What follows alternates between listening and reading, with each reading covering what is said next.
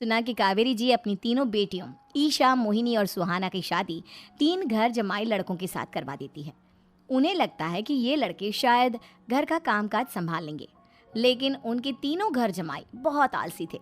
वो नौकरी भी नहीं करते थे और बाहर का काम भी नहीं। कावेरी जी ने अपनी बेटियों से कहा कि वो प्रेगनेंसी का बहाना बनाकर अपने पतियों को सबक सिखाए। अब सुनिए आगे। मम्मी, आपने जैसा कहा था हमने वैसा ही किया, लेकिन देखिए ना, विवेक का हाल तो वैसा का वैसा ही है।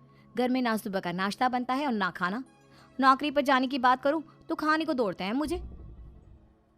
हाँ मम्मी, मैंने भी सुमित को कितनी बार कहा कि अगर नौकरी नहीं करनी तो कोई छोटी सी दुकान ही खोल लो। घर का खर्चा कैसे चलेगा?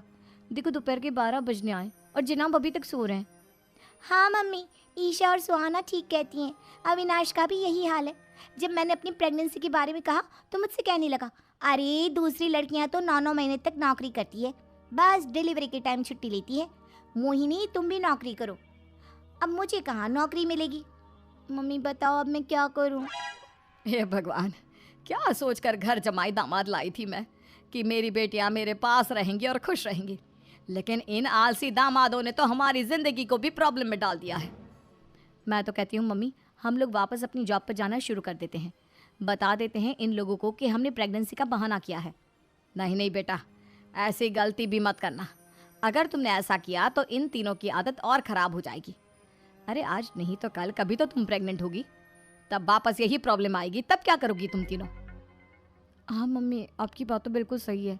इन लोगों को तो सुधारना ही पड़ेगा। लेकिन कैसे? अपने बच्चों के आने की खबर सुनकर भी इन लोगों पर कोई